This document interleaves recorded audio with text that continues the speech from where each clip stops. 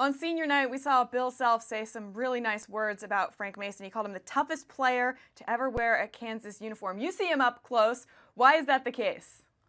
Well, Alexa, I think with Bill Self, toughness is more than just physical toughness and grinding through injury and playing 38 minutes a game like we saw during league play out of Frank. There were so many games when he didn't come off the floor at all. It's also about mental toughness. It's about truly believing you're the baddest dude on the floor.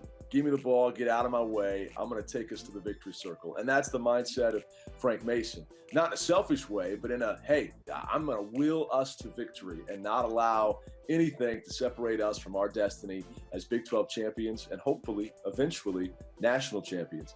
He's got a chance to finish in the top 6 scorers in KU basketball history. He's gone from a very good player his first 3 years, who was second team All Big 12 as a sophomore and junior, to now a truly great player and a chance to be a legendary player, depending on how these final chapters are written.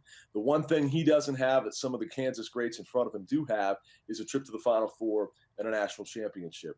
Otherwise, this is a guy who's carved out individual marks, and now with all these National Player of the Year awards that some of the previous Kansas legends don't have.